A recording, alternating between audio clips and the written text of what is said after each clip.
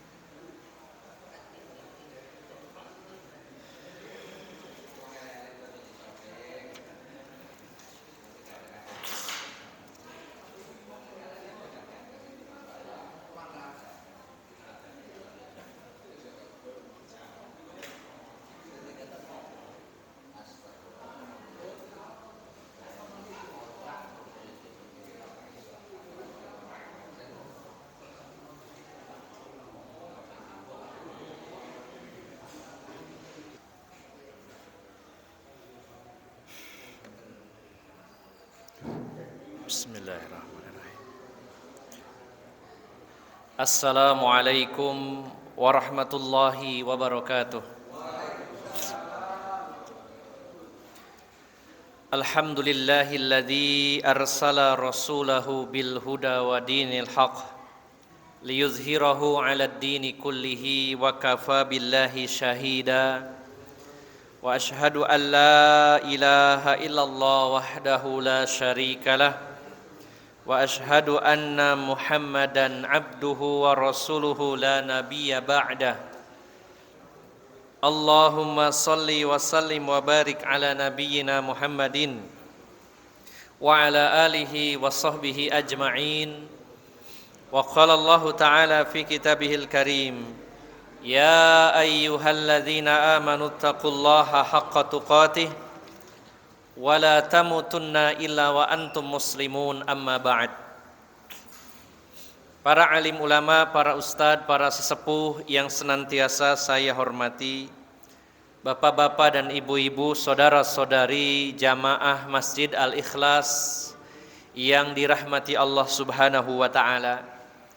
Alhamdulillah, puji syukur kita panjatkan kehadirat Allah Subhanahu wa taala. Pada malam hari ini kita diperkenankan oleh Allah Subhanahu wa taala berada di salah satu majelis yang penuh dengan barokah Allah Subhanahu wa taala. Dan yang paling kita syukuri adalah ketika kita diberikan keistiqomahan oleh Allah Subhanahu wa taala, istiqomah di atas Islam, istiqomah di atas hidayah, dan khususnya istiqomah dalam menuntut dan belajar ilmu agamanya Allah Subhanahu wa taala. Bapak Ibu jamaah sekalian yang dimuliakan Allah Subhanahu wa taala, di Masjid Al-Ikhlas ini kita membahas dan mengkaji kitab yang berjudul Al-Kabair, yaitu dosa-dosa besar.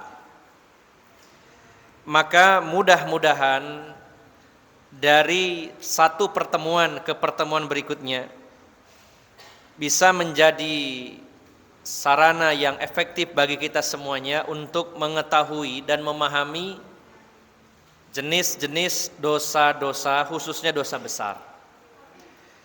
Dan tentunya kita selalu memohon pertolongan kepada Allah Subhanahu wa taala agar kita diberi kemudahan oleh Allah untuk menjauhi segala dosa-dosa tersebut.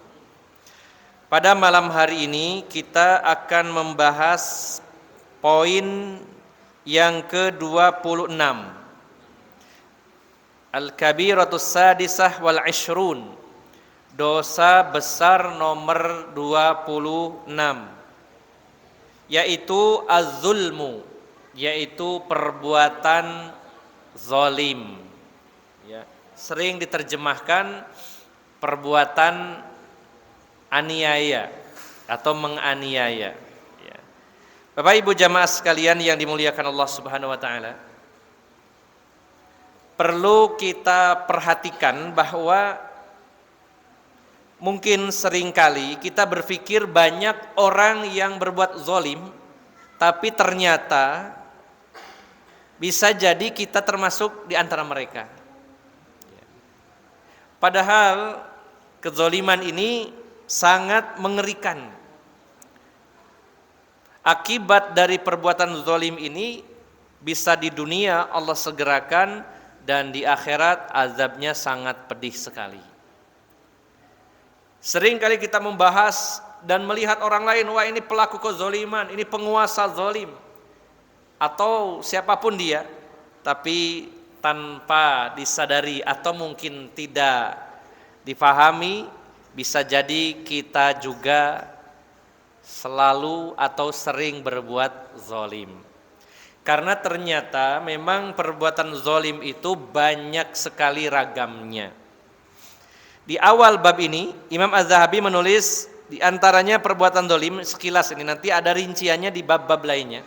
Ada beberapa halaman yang nanti insya Allah saya rangkum supaya mudah-mudahan bisa lebih gampang dipahami. Beliau membuat sebuah simulasi atau prolog dengan mengatakan bi akli amwalin nas wa akhadaha zulman. Di antara bentuk kezaliman itu adalah dengan memakan harta manusia atau mengambilnya secara zalim. Pada bab yang lalu kita sudah membahas tentang mencuri, kemudian juga merampok, kemudian juga korupsi, ya, kemudian juga mengambil harta rampasan perang sebelum dibagi. Nah, bisa jadi juga kita melakukan transaksi jual beli dan menzolimi partner kita. Apakah kita sebagai penjual menzolimi pembeli, atau sebaliknya sebagai pembeli menzolimi penjual? Ya. Jadi yang berkaitan dengan harta itu sangat banyak ragamnya. Ya. Kemudian juga wa zalaman nasa bid-darbi wasyatami wa ta'addi wal istitalati 'ala du'afa. Dan kezaliman kepada orang lain bisa dengan memukulnya, mencaci makinya, melampaui batas sewenang-wenang kepada orang yang lemah. Bahkan Bapak Ibu jamaah sekalian yang dimuliakan Allah Subhanahu wa taala, ketika kita memfitnah seseorang, maka itu perbuatan zalim, karena intinya perbuatan zalim itu menimpakan mudarat, kerugian bagi orang lain. Bisa jadi kita merasa bukan pelaku kezaliman, tapi ternyata kita sering gibah, kita sering ngerasani orang lain. Ini sebuah kezaliman yang besar. Jadi Bapak Ibu jamaah sekalian yang dimuliakan Allah Subhanahu wa taala, perbuatan zalim ini sangat banyak ragamnya, dan kita perlu memahaminya secara mendetail agar kita menghindarinya, mengingat bahaya dari perbuatan zalim tersebut. ada beberapa ayat, kemudian hadis-hadis Nabi sallallahu alaihi wasallam, kemudian beberapa qaul dari para sahabat, pendapat dari para sahabat, para ulama, dan beberapa kisah. Kalau saya rangkum dalam bab ini ada beberapa halaman, ada dalil-dalil dari Al-Qur'an, kemudian dari hadis-hadis Nabi sallallahu alaihi wasallam, kemudian dari perkataan para sahabat, perkataan para ulama, kemudian ditambah beberapa kisah, dan juga yang terakhir contoh-contoh bentuk perbuatan zalim. Termasuk di dalamnya adalah berada di lingkungan pelaku-pelaku kezaliman, menjadi penyokong, pendukung pelaku-pelaku kezaliman. Nanti akan kita bahas, mudah-mudahan Allah berikan kesempatan kepada kita semuanya. Yang pertama, kita bisa membacanya dalam firman Allah Subhanahu wa taala di dalam surat Ibrahim ayat yang ke-42 sampai 43. Surat Ibrahim, surat berapa Pak? 14 ya. Surat 14 ayat 42 sampai 45. Allah Subhanahu wa taala berfirman, "Wala tahsabannallaha ghafilan amma ya'maludz zalimun. Innama yu'akhiruhum liyaumin tashkhasu fihi al-absar. Muhti'ina muqni'i ru'usihim la yartaddu ilaihim tarfuhum wa af'idatuhum hawa. Wa anzirin nasa yawma ya'tihimul 'adzabu fayaqulul ladzina zalamu Rabbana akhirna ila ajalin qarib nujib da'wataka wa nattabi'ir rusula awalam takunu aqsamtum min qablu ma lakum min zawal wa sakantum fi masakinil ladzina zalamu anfusahum wa tabayyana lakum kaifa fa'alna bihim wa darabna lakumul amsal." Allah Subhanahu wa taala berfirman, ini Allah tegaskan, wala tahsabannallaha, jangan pernah kalian mengira kepada Allah, jangan kalian kira bahwa Allah itu ghafilan amma ya'maludz zalimun. Jangan pernah kita mengira bahwa Allah itu ya lengah dari perbuatan orang-orang zalim. Bapak Ibu jamaah sekalian yang dimuliakan Allah Subhanahu wa taala. Secara umum biasanya orang yang berbuat zalim itu adalah orang yang kuat, dan pelaku yang dizalimi adalah orang yang lemah. Biasanya begitu. Karena bagaimana mungkin orang yang lemah akan berbuat zalim kepada yang kuat? Dia tidak berani. Biasanya yang paling sering berbuat zalim rakyat kepada penguasa atau penguasa kepada rakyat? Penguasa kepada rakyat. Biasanya begitu. Karena siapa yang lebih kuat? Penguasanya. Dengan seperangkat alat dan fasilitas yang dimiliki. Ya. Kemudian majikan berbuat zalim kepada pembantu, pegawainya, atau pegawai kepada majikan. Ya, bisa salah satunya. Tapi paling sering biasanya yang namanya identik kezaliman adalah orang yang kuat kepada yang lemah. Sehingga boleh jadi kita sering berpikir ini banyak orang zalim, tapi kok enak-enak saja mereka ya. Sudah tahu ini zalim tapi Allah kayak sengaja membiarkan. Masa mau diperpanjang lagi kezalimannya? Ya. Seolah-olah tidak ada action dari Allah Subhanahu wa taala. Masa kita 2 periode dizalimi terus begitu ya, misalkan begitu ya. Malah mau nambah, misalkan begitu ya, contoh Pak ini ya. Dalam tanda kutip ya. Nah, seringkali kita ini berburuk sangka kepada Allah. Allah kok biarkan ya? Maka Allah tegaskan, jangan pernah kalian itu mengira bahwa Allah lengah, lalai dari perbuatan orang zalim. Jangan pernah mengira seperti itu. Innama yu'akhiruhum liyaumin tashkhasu fihi al-absar. Sesungguhnya Allah menangguhkan mereka sampai hari pada waktu di mana mata mereka terbelalak, kaget dengan perbuatan zalim mereka, betapa azabnya begitu pedih. Muhti'ina muqni'i ru'usihim la yartaddu ilaihim tarfuhum wa af'idatuhum hawa. Mereka datang tergesa-gesa memenuhi panggilan dengan mengangkat kepalanya, sedang mata mereka tidak berkedip dan hati mereka kosong.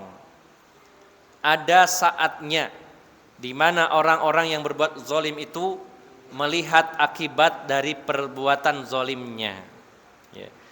Dan ingatkanlah wahai Muhammad, berikan peringatan kepada manusia pada hari ketika azab datang kepada mereka.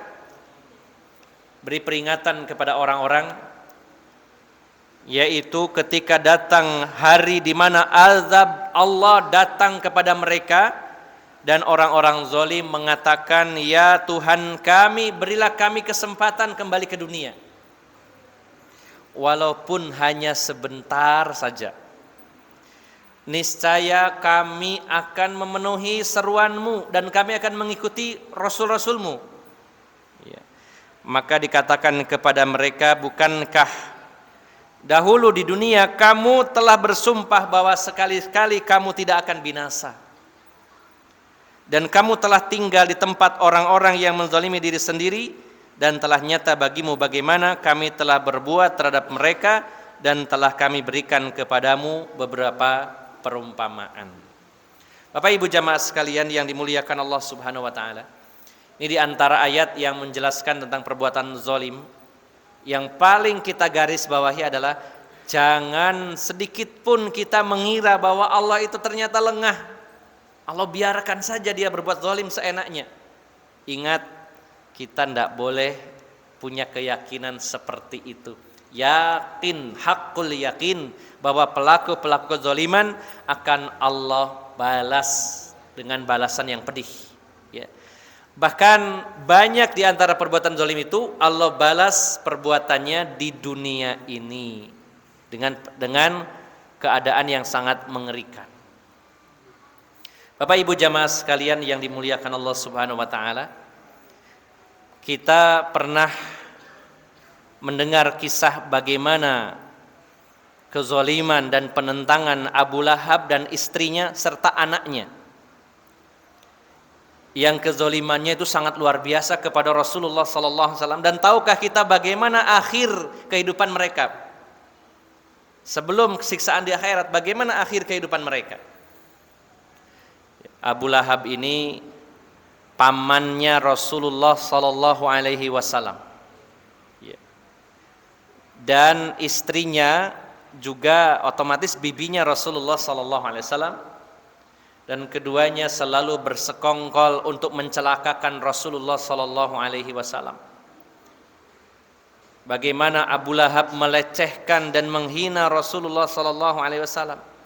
Bagaimana istrinya yang telah membuat semacam lubang atau kubangan yang besar, kemudian ditaruh duri-duri di jalan yang selalu dilalui Rasulullah SAW, membuat jebakan-jebakan supaya Rasulullah terperosok dan terluka, seorang wanita. Dan bagaimana Utaibah, anaknya Abu Lahab, yang sebenarnya asalnya salah satu menantu Rasulullah SAW. Kemudian ketika Rasulullah mendakwahkan Islam, maka Utaibah ini di hadapan Rasulullah, beliau SAW diludahi di mukanya, mertuanya diludahi, mukanya Rasulullah, wajahnya diludahi, kemudian putrinya diceraikan. Sampai Rasulullah berdoa kepada Allah, ya Allah, mudah-mudahan Utaibah ini mati diterkam oleh harimau. Ya Allah, kuasakanlah harimau untuknya, binatang buas untuknya, karena kezalimannya yang luar biasa. Maka akhir kehidupan Abu Lahab adalah dia mati dalam keadaan mengerikan. Seluruh tubuhnya muncul bisul-bisul yang berbau busuk, sehingga ketika matinya tidak ada seorang pun yang mau ngurus jenazahnya sampai berhari-hari. Sampai karena merasa risih, akhirnya anak-anaknya yang memandikannya dari kejauhan, disemprot air, disiram air dari kejauhan, kemudian digotong, ditaruh di bebatuan, ditimbun sama batu. Itu kematiannya Abu Lahab. Dan istrinya mati dalam keadaan yaitu hamil, mati bersama anaknya. Kemudian Utaibah mati setelah diterkam oleh harimau di satu kampung, sesuai doanya Rasulullah sallallahu alaihi wasallam. Dan sejarah mencatat bagaimana akhir dari kehidupan orang-orang yang zalim. Apakah itu orang biasa atau pejabat tinggi atau penguasa sekalipun, kalau dia berbuat zalim, Allah akan tunjukkan. Ada saatnya nanti. Kalaupun tidak di dunia, maka di akhirat pasti. Ya. Dan sering kalinya Allah tunjukkan hasil dari perbuatan zalimnya ini di dunia ini. Maka kita pun harus berhati-hati, jangan sampai kita termasuk orang yang berbuat zalim. Ya. Ada beberapa ayat yang lainnya, di antaranya surat Asy-Syu'ara ayat 227.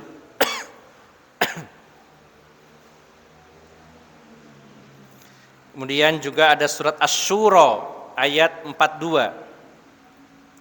Kemudian ada satu hadis riwayat Bukhari Muslim. Rasulullah sallallahu alaihi wasallam bersabda, "Innallaha la yumli lidz-zalimi hatta idza akhadahu lam yaflathu." Ya.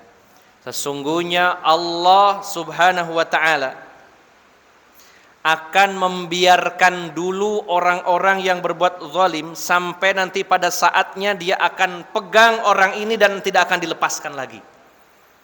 Allah berikan waktu dulu kepada mereka, silakan kamu berbuat zalim, tapi kalau sudah saatnya aku siksa kamu gak akan dilepaskan.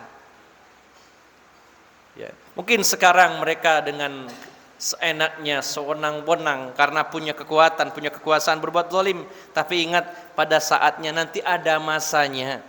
Kalau sudah masanya, Allah akan pegang dia dan tidak akan dilepaskan lagi. Maka setelah itu Rasulullah sallallahu alaihi wasallam membaca salah satu firman Allah dalam surat Hud ayat 102. Wa kadzalika akhdhu rabbika idza akhadhal qura wa hiya zalimah inna akhdahu alimun syadid. Dan demikianlah ya siksa dari Tuhan kalian, Tuhanmu, apabila Allah mengazab, menyiksa sebuah penduduk yang berbuat zalim. Sesungguhnya siksanya Allah itu sangat menyakitkan dan sangat keras. Nah, jadi sebenarnya tidak perlu khawatir dan jangan sampai kita berburuk sangka kepada Allah Subhanahu wa taala. Kenapa ya Allah kok biarkan? Berapa banyak kaum muslimin yang dirugikan, berapa banyak kaum muslimin yang dizalimi. Bahkan berapa banyak para ulama-ulama Islam, syariat Islam dizalimi. Tapi kok mereka tenang-tenang saja? Ada masanya. Ada saatnya di mana Allah akan pegang mereka dan Allah tidak akan lepaskan mereka. Ya. Maka ini di antara beberapa ayat yang menjelaskan tentang bahayanya perbuatan zalim. Kemudian Bapak Ibu jamaah sekalian, ada beberapa hadis yang senada sebenarnya, tapi saya pilih salah satunya, yaitu di dalam hadis yang diriwayatkan Imam Muslim dari Abu Hurairah. Hadis riwayat Muslim dari Abu Hurairah. Rasulullah bertanya kepada para sahabat, "Atadruna mal muflis?" Tahukah kalian siapa orang yang bangkrut itu? Siapa orang yang pailit itu, wahai para sahabat? Para sahabat menjawab, "Ya Rasulullah, wahai Rasulullah, al-muflisu fina man la dirhaman lahu wala mata'." Orang yang bangkrut itu orang yang tidak punya duit, tidak punya apa-apa, tidak punya harta, wahai Rasulullah. Ini namanya pendapat keumuman orang ya. Orang bangkrut itu habis ludes semua hartanya, tidak punya apa-apa. Maka Rasulullah menyatakan, innal muflisa min ummati, orang yang bangkrut dari umatku itu adalah man ya'ti yaumal qiyamah bisolatin wa zakatin wa siyamin wa hajjin. Orang yang datang pada hari kiamat dengan membawa pahala salat, zakat, puasa, haji dan ibadah-ibadah lainnya. Ingat Bapak Ibu jamaah sekalian, hati-hati walaupun kita ahli ibadah, salat tidak pernah putus, zakat dibayar, puasa dipenuhi, haji dilaksanakan, bahkan umrah, sedekah, baca Quran, zikir, dan itu semuanya mendatangkan pahala di hadapan Allah Subhanahu wa taala. Orang ini pada hari kiamat bawa pahala banyak sekali.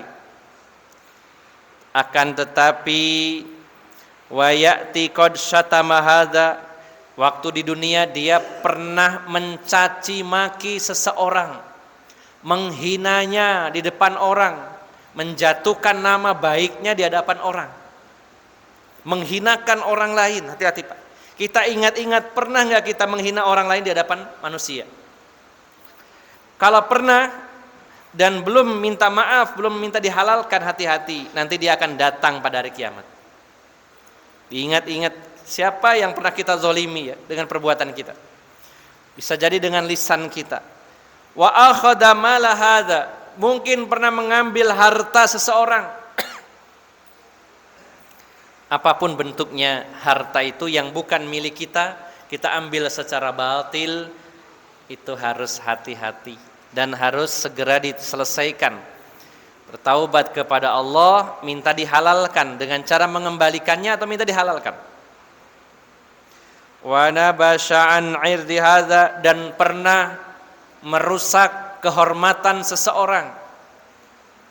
Merusak kehormatan itu bisa dengan memfitnahnya, bisa dengan menggibahnya. Kalau kita pernah menggibah seseorang sehingga gara-gara kita gibahi nama baiknya jadi rusak, maka dia akan datang pada hari kiamat. Dan ini yang sering kita lakukan, hati-hati. Bapak Ibu jamaah sekalian yang dimuliakan Allah, jangan pernah menganggap remeh perbuatan ghibah, ya Allah. Ngerasani zikraka akhaka bima yakroh, mengatakan sesuatu tentang saudara kita, kalau dia mendengar dia nggak suka, itu namanya ghibah. Apa saja, apakah kita menjelekkan pribadinya, akhlaknya, menjelekkan rumahnya, menjelekkan istrinya, menjelekkan, bahkan para ulama menyebutkan kalaupun dia punya hewan peliharaan lalu kita jelek-jelekan, itu namanya ghibah. Kalau dia mendengar dan dia nggak suka, itu namanya ghibah. Misalkan, opo ya, fulan itu dua pitik elek pol ya, wis wong elek pitike elek pisan gitu ya. Wah, awalnya menghina ayamnya, menghina burungnya, menghina tanamannya, bahkan menghina pembantunya, apapun saja. Jadi luas Pak ya, hati-hati ibu-ibu. Ghibah ini bagian dari perbuatan zalim karena merusak nama baik orang lain, ya, merusak kehormatan orang lain.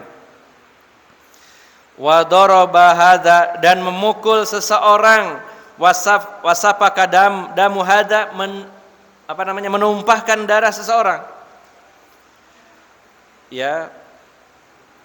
Fayukhadhu li hadza min hasanatihi wa hadza min hasanatihi, fa in faniyat asanatuhu qabla an yaqdiya ma alaihi akhadha min khatayahum fatarihat alaihi summa tariha finnar. Kalau ada orang datang pada hari kiamat membawa pahala salat, haji, puasa, umroh, zakat, sedekah, baca Quran, zikir dan lain-lainnya, lalu dia menghina seseorang, menggibah seseorang, memfitnah seseorang, memukul seseorang, mengambil hartanya, berbuat zalim apa saja, maka pahalanya itu akan diberikan kepada orang-orang yang terzalimi oleh pelakunya sampai habis. Pahalanya itu habis, tapi orang yang antri karena banyak yang dizalimi, Itu masih belum habis antriannya. Karena sudah habis kebaikan dan pahalanya, tidak ada lagi yang bisa diberikan, sudah nol, maka dosa-dosa dan keburukan orang yang terzolimi akan ditimpakan kepadanya. Sehingga bukan nol tapi minus.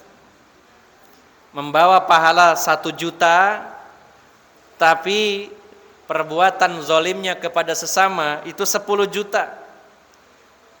Maka dia hanya mampu membayar 1 juta, yang 9 juta itu nggak bisa bayar, maka dosa orang lain yang dicampakkan kepada dirinya, dan akhir nasibnya dia dimasukkan ke dalam nerakanya Allah Subhanahu wa ta'ala. Wal'iyazubillah.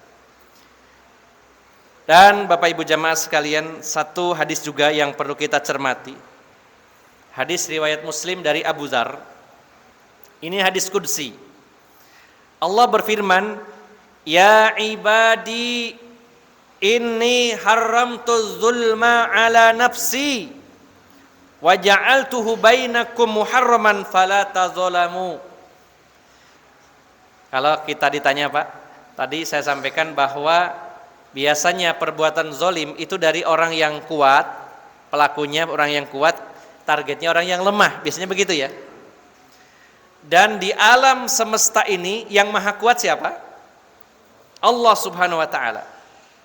Allah yang menciptakan kita, Allah yang mengatur kita. Maka sebenarnya kalau Allah berbuat zolim sangat mudah. Siapa yang akan menghalangi Allah kalau ingin berbuat zolim? Tapi hebatnya Bapak Ibu jamaah sekalian, Allah menyatakan dengan tegas, "Wahai hambaku, aku haramkan perbuatan zolim atas diriku." Subhanallah. Allah itu zat yang maha kuasa, terserah Allah mau berbuat apa, tapi Allah haramkan perbuatan zolim untuk dirinya. Seolah Allah mengatakan, haram bagi aku berbuat zolim. Padahal aturan milik Allah. Allah penguasa jagat raya. Allah mau berbuat apapun terserah Allah. Tidak ada yang bisa menghalangi. Tapi Allah haramkan perbuatan zolim untuk dirinya. Maksudnya Allah haramkan dirinya berbuat zolim. Maka aku jadikan di antara kalian perbuatan zolim itu adalah perbuatan yang haram. Maka janganlah kalian berbuat zolim.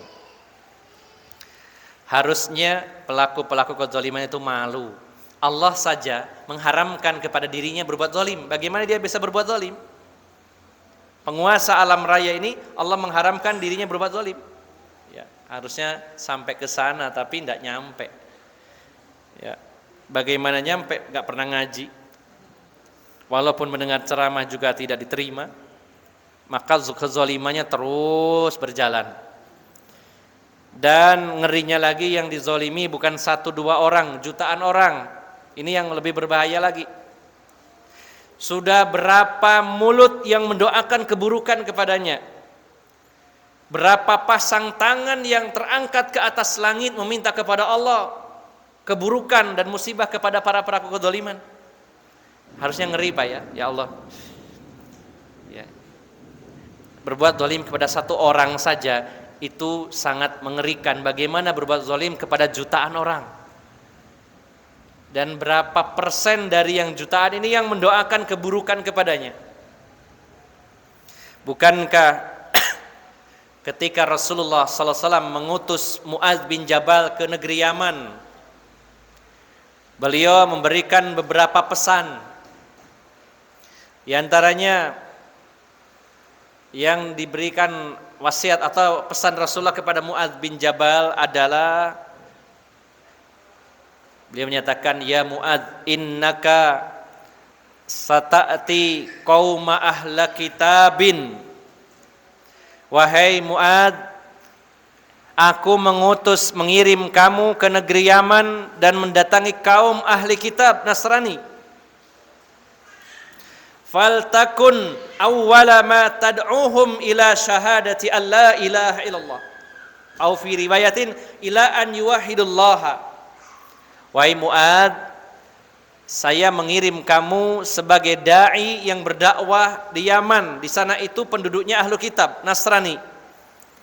Maka hendaknya, ini pesan saya, yang pertama dan utama kamu dakwahkan adalah tauhid dulu.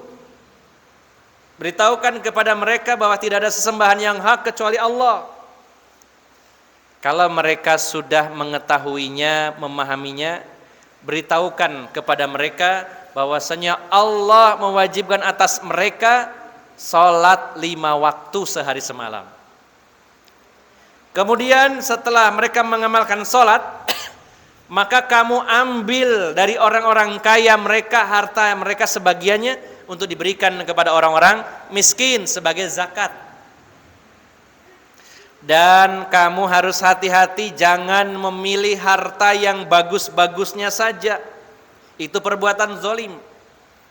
Kalau ada orang kaya punya harta, ambil yang rata-rata secara umum, jangan dipilih-pilih yang bagus-bagusnya saja. Subhanallah ya. Orang kaya yang dipungut zakatnya itu juga tidak boleh dizolimi, dipilihin yang bagus-bagusnya, yang standar umum saja. Lalu di ujung hadis Rasulullah menyatakan, wattaqu da'watal mazlum, takutlah kamu dengan doanya orang yang dizolimi. Fa innahu laisa bainaha wa bainallahi hijab.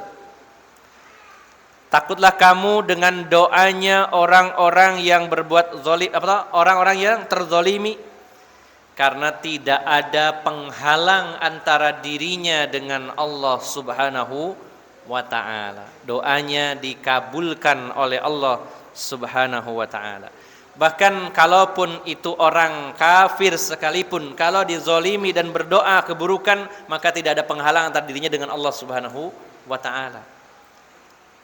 Nah, ini harus hati-hati Bapak Ibu jamaah sekalian yang dimuliakan Allah Subhanahu wa taala. Kemudian Bapak Ibu jamaah sekalian yang dimuliakan Allah Subhanahu wa taala, ada beberapa hadis lagi. Di antaranya, ini saya lompati ya, karena banyak sekali dalil-dalil yang membahas tentang kezaliman. Yaitu hadis yang diriwayatkan, ini Zakarah Ibnu Hajar Al-Haytami fi Zawajir. Disebutkan oleh Ibnu Hajar Al-Haytami dalam kitab Al-Jawazir. Yaitu jilid 2 halaman 265. Waruya anin Nabi sallallahu alaihi wasallam, diriwayatkan dari Nabi sallallahu alaihi wasallam, beliau bersabda, khamsatun ghadiballahu alaihim in syaa'a amda ghadabahu alaihim fid dunya wa illa amara bihim fil akhirati ilan nar. Ada 5 orang di mana Allah murka kepada mereka. 5 orang di mana Allah murka kepada mereka. Kalau Allah menghendaki, Allah akan segerakan azabnya di dunia ini. Ya. Dan kalau tidak disegerakan, maka Allah akan memasukkannya ke dalam neraka. Bisa jadi disegerakan atau ditunda, tetap masuk neraka. 5 orang. Siapa itu? Yang pertama, amiru qaumin ya'khudhu haqqahu min ra'iyatihi, ya, wala yansibuhum min nafsihi wala yadfa'u zulma anhum. Ya. Pemimpin, penguasa satu bangsa, satu kaum, yang mana dia mengambil haknya dari rakyatnya, ya, dan dia tidak mampu mencegah perbuatan zalim kepada mereka. Dengan kata lain, ada 5 orang yang Allah marah dan murka kepada mereka, bisa jadi disegerakan siksanya di dunia ini. Yang pertama adalah pemimpin yang zalim. Ya. Kemudian wa za'imu qaumin yuti'unahu wa la yusawi bainal qawi wad dha'if wa yatakallamu bil hawa. Nah, ini juga para pejabat berwenang di satu bangsa, ya, di mana mereka itu Tidak berlaku adil antara orang yang kaya dan orang yang kuat dengan yang lemah. Artinya dia itu pilih-pilih. Ya. Istilahnya hukum itu berlaku tebang pohon ya. Kalau pelakunya rakyat jelata ditangkap, kalau pejabat lolos. Ya. Kalau ada nenek-nenek hanya mencuri beberapa potong makanan, atau ya ada pernah kasus itu mencuri singkong kalau nggak salah, itu sampai di penjara, tapi korupsi triliunan dilepaskan. Ya, hati-hati, ini perbuatan zalim. Pilih-pilih dalam menegakkan hukum. Ya. Kemudian yang ketiga, warajulun la ya'muru ahlahu wa waladahu bi ta'atillah wa la yu'allimuhum amra dinihim. Yang ketiga, seorang suami, seorang bapak yang tidak memerintahkan keluarganya, istrinya, anaknya untuk mentaati Allah dan tidak mengajari mereka tentang agama ini. Seorang bapak, seorang suami yang tidak peduli terhadap istri dan anaknya, membiarkan mereka untuk tidak taat kepada Allah dan tidak mengajari perkara-perkara agama. Jadi yang penting saya soleh sendirian, istri dan anaknya dibiarkan. Jangan seperti itu Bapak Ibu jamaah sekalian. Monggo istri-istri masing-masing, anak-anaknya diusahakan, diajak untuk selalu taat kepada Allah. Masalah sholat, ikut pengajian, jangan kita memikirkan diri kita sendiri. Wah, saya yang penting sudah sholat, sudah ngaji, selesai.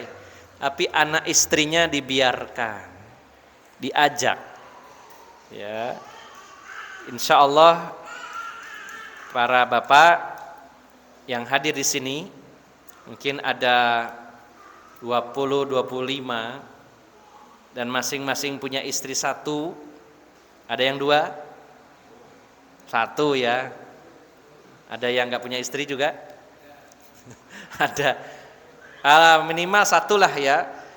Kalau 20 orang punya istri masing-masing 1, ajak istrinya 20 ibu-ibu di belakang. Punya anak 2 sudah agak besar, atau dibawa, diajak juga. Ya. Nggak mau Ustadz, udah dirayu bagaimana ya? Berusaha terus, didoakan, dinasehati, diajak, dilobi, diajak terus begitu. Ya. Khawatirnya termasuk orang yang dimurkai oleh Allah adalah seorang laki-laki, seorang bapak, seorang suami yang tidak memerintahkan istrinya, anaknya untuk taat kepada Allah. Tidak mengajari agama Allah Subhanahu wa taala. Ya, ini yang ketiga. Yang keempat, warajulun istajara ajiran fastawfa minhul amal wa lam yuwaffihi ujratuhu. Seorang majikan yang mempekerjakan karyawan, waktunya bayaran atau gajian nggak dibayarkan. Ada nggak Pak? Nggak diberikan gajinya. Ini termasuk orang yang dibenci, dimurkai Allah Subhanahu wa taala. Kemudian yang kelima, warajulun zalima imra'atan sadaqaha atau sadaquha. Itu seorang suami yang berbuat zalim kepada istrinya dengan tidak membayarkan maharnya atau nafkahnya. Kalau ada suami yang tidak menafkahi istrinya, maka dia berbuat pelaku kezaliman. Hati-hati. Tidak menafkahi istrinya, itu perbuatan zalim. Ini diantaranya dalil tentang bahayanya perbuatan zalim. Bapak Ibu jamaah sekalian yang dimuliakan Allah, karena sudah masuk waktu Isya, saya tambahkan sedikit lagi. Ya. Di antara perbuatan zalim, ya, ini disebutkan barusan sebenarnya, ada beberapa bab. Di antara perbuatan zalim itu adalah ya, seorang suami yang tidak memenuhi hak istrinya. Satu. Di antara perbuatan zalim adalah majikan yang tidak membayar gaji karyawannya. Ya.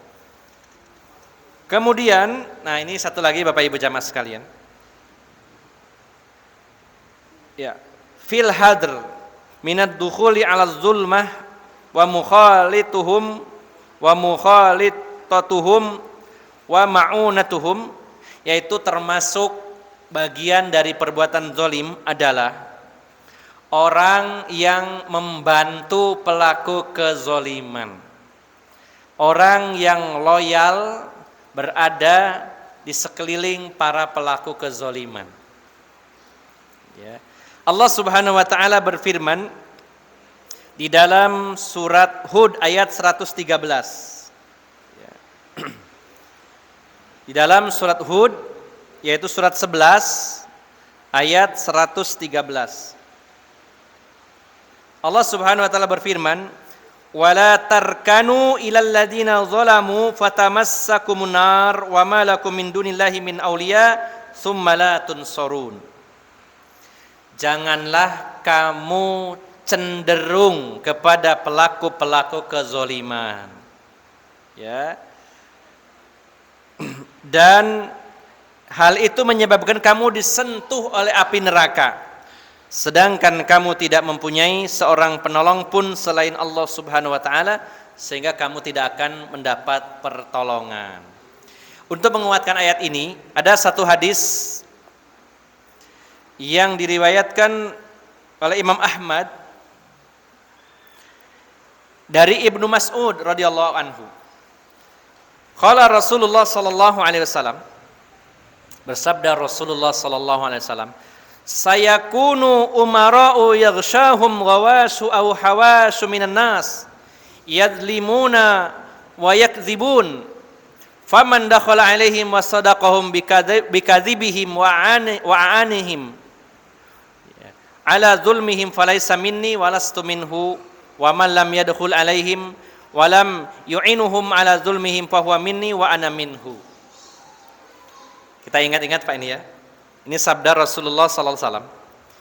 Akan ada para penguasa, para pemimpin ya, di mana penguasa-penguasa ini mereka pelaku-pelaku kezaliman dan para pendusta.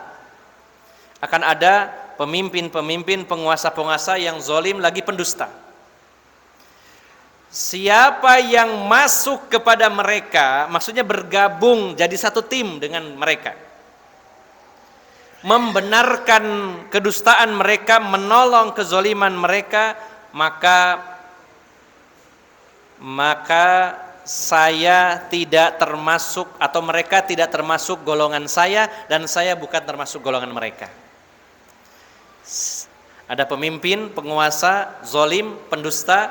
Siapa yang masuk kepada mereka, membantu mereka, membenarkan mereka, maka mereka tidak termasuk bagian dari saya, dan saya bukan bagian dari mereka. Siapa yang tidak masuk kepada mereka, tidak membantu kezaliman mereka, maka dia termasuk golongan saya, dan saya termasuk golongan dia. Tapi kan jabatan itu enak Pak ya, gurih ya. Apapun yang diinginkan penguasa zalim maupun dusta, walaupun zalim walaupun pendusta, ya diturut ya. Yang penting ada perbaikan ekonomi bagi dirinya, bukan untuk rakyat ya. Kalau perbaikan itu ekonomi untuk rakyat, wah masya Allah. Tapi yang banyak apa? Perbaikan ekonomi untuk dirinya dan keluarganya, golongannya. Cari aman ya. Maka nauzubillah, Rasulullah mengancam nanti akan ada penguasa yang zalim, pendusta. Siapa yang mendukung mereka, bergabung dengan mereka, maka mereka tidak termasuk golongan saya, dan saya bukan golongan mereka. Siapa yang tidak membantu mereka, tidak masuk, tidak bergabung dengan mereka, maka mereka adalah golongan saya, dan saya termasuk golongan dari mereka. Bapak Ibu jamaah sekalian yang dimuliakan Allah Subhanahu wa taala, hendaknya saya nasihatkan khususnya kepada para pejabat, para pemimpin, bagaimana para khalifah kaum muslimin di masa lalu, mereka sering mengungkapkan sebuah pernyataan bahwa saya paling takut dengan orang-orang yang saya zolimi. Tidak ada yang saya takuti kecuali orang-orang yang saya zolimi, karena doa mereka makbul. Doa mereka dikabulkan oleh Allah Subhanahu wa ta'ala. Itulah para pemimpin kaum muslimin di masa lalu. Mereka sangat takut berbuat zolim karena khawatir doa dari orang-orang yang terzolimi. Maka dari itu Bapak Ibu jamaah sekalian, mari kita berjuang keras meninggalkan segala bentuk kezoliman, apapun bentuknya. Apakah mengambil harta orang, mencemarkan nama baiknya dengan menghinanya, memfitnahnya, menggibahnya, apalagi menyalahgunakan wewenang dan jabatan untuk berbuat zolim. Maka yang dizolimi bukan 1-2 orang, bisa jadi jutaan orang. Dan berapa lisan yang berdoa kepada Allah untuk keburukan pelaku kezoliman tersebut. Maka hendaknya para pelaku kezoliman sangat harusnya takut kepada Allah Subhanahu wa ta'ala. Demikian Bapak Ibu jamaah sekalian, mudah-mudahan Allah senantiasa melindungi kita dari perbuatan dosa, khususnya dosa besar. Dan semoga Allah senantiasa melindungi kita dari perbuatan zalim apapun jenisnya. Dan semoga Allah Subhanahu wa ta'ala menjauhkan kita dari para pelaku perbuatan zalim dan memberikan anugerah kepada kita para pemimpin, para penguasa yang adil, para penguasa, para pemimpin yang salih. Demikian, semoga bermanfaat dan mohon maaf atas segala kekurangan. Billahi taufiq wal hidayah. Wassalamualaikum warahmatullahi wabarakatuh.